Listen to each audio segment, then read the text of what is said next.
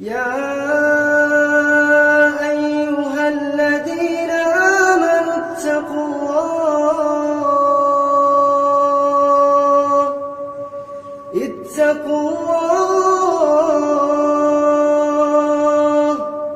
اتقوا الله ولتنظر نفس ما قدمت لغد واتقوا الله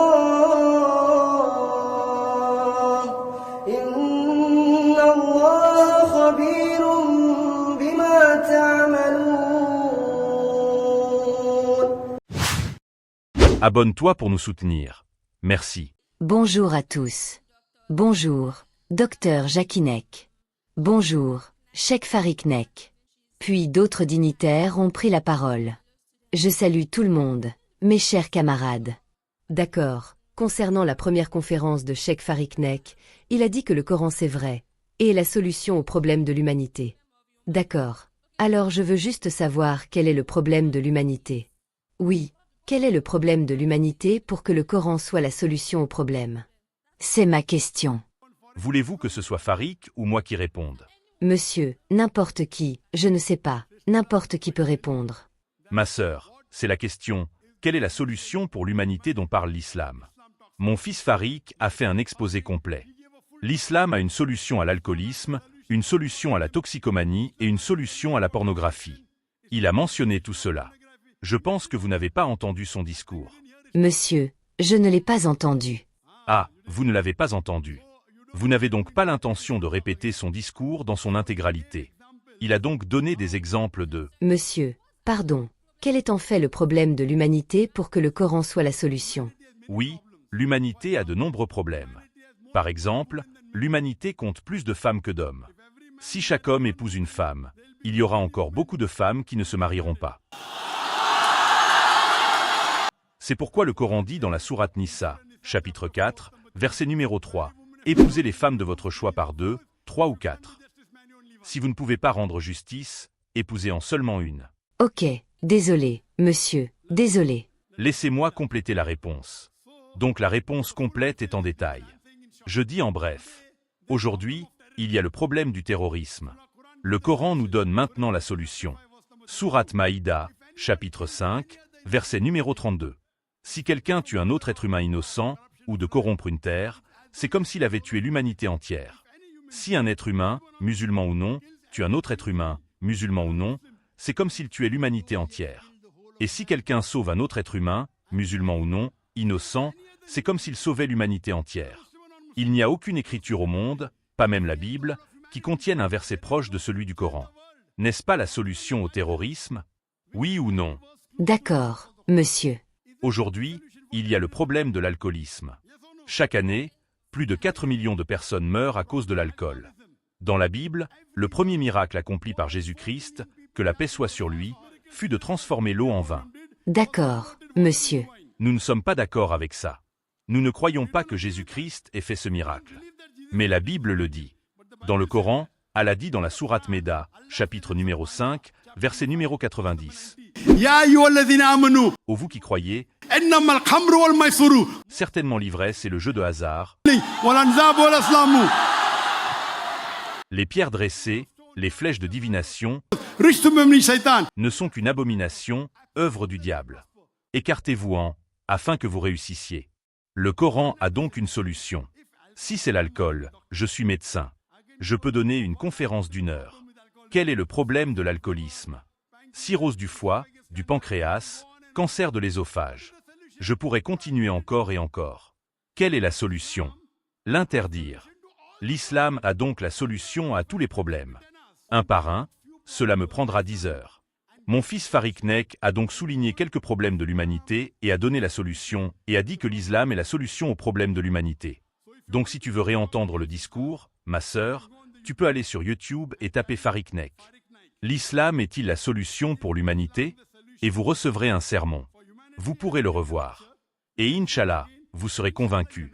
D'accord, monsieur. Puis-je dire quelque chose? Bien sûr. D'accord, monsieur. S'il y a un problème pour l'humanité, nous sommes tous des humains, n'est-ce pas? Et puis, les humains sont généralement censés avoir un problème particulier qui peut s'appliquer à tout le monde.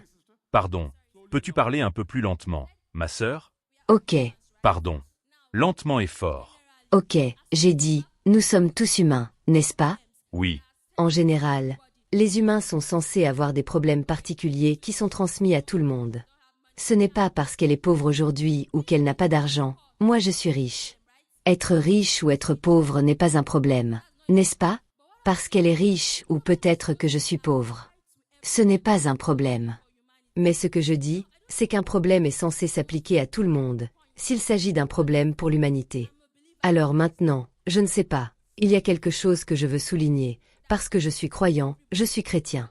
Maintenant, pour que vous ayez un problème qui s'applique à tout le monde, il est censé être quelque chose auquel tout le monde doit participer, et c'est universel.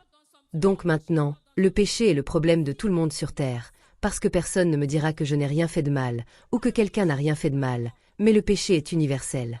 La pauvreté est quelque chose qui concerne tout le monde, les gens sont riches, les gens sont pauvres, donc ce n'est pas universel, mais le péché est quelque chose qui est universel pour tout le monde, et il s'applique à tout le monde.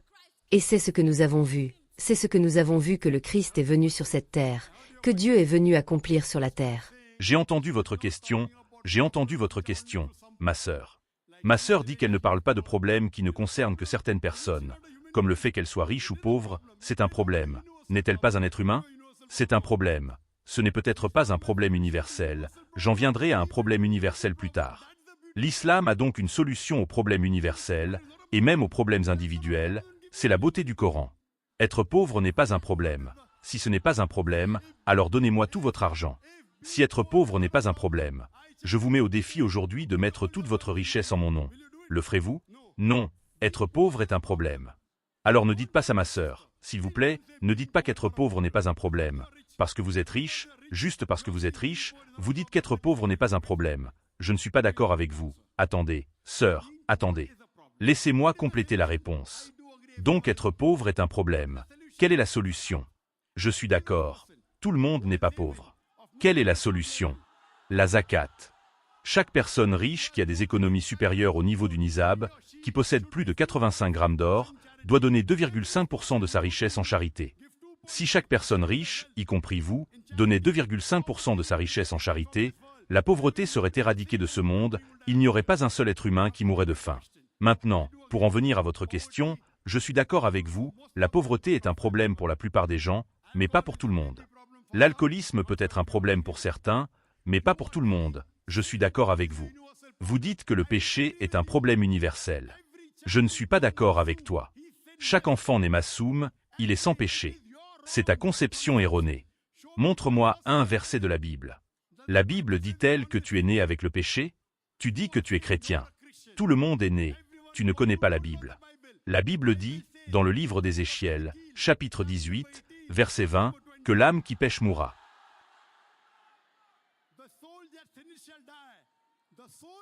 L'âme qui pêche mourra. Vous parlez du péché originel, n'est-ce pas? Adam et Ève ont mangé la pomme.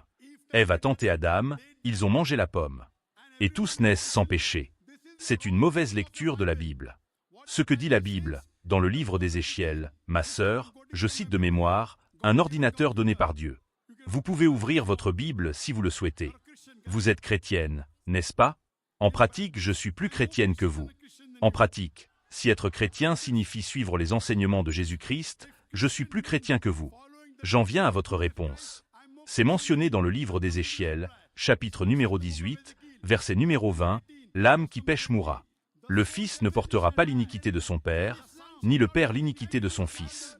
Cela signifie que le fils ne portera pas le péché de son père, ni le père le péché de son fils. Mais si quelqu'un se détourne de lui, il ne mourra pas. Cela signifie donc que, selon la Bible, le péché n'est pas héréditaire. Dans l'islam, chaque enfant né masoum, même s'il est né d'un parent chrétien, d'un parent hindou, d'un parent juif ou d'un parent musulman, cet enfant est sans péché. Je ne suis donc pas d'accord avec vous lorsque vous dites que le péché est un problème universel. Après qu'il aura grandi, car le prophète bien-aimé a dit, « Si un enfant fait quelque chose par ignorance, la plume est levée. Il n'est pas responsable, il n'est pas responsable. Si un petit enfant de 3 ans fait quelque chose, s'il fait une erreur, il n'est pas à blâmer. Donc, dans l'islam, tout le monde n'est pas sans péché. C'est là un faux enseignement de l'Église. La Bible dit aussi que l'âme qui pêche mourra. Mais le Fils ne porte pas l'iniquité du Père. Ainsi, même votre exemple, selon lequel le péché est universel, est un mauvais exemple. Il va à l'encontre de l'enseignement de votre Bible. Mais l'islam a une solution même pour le péché du Père. Pour le péché, l'islam, si vous voulez vous en éloigner, suivez le Coran. Suivez le Coran. Le Coran contient la solution pour éviter le péché. Le péché désigne tout ce que vous faites pour lequel vous serez puni. Suivez le Coran. Le Coran vous montre ce qui est bon pour un être humain et ce qui est mauvais pour un être humain. J'espère que cela répond à votre question.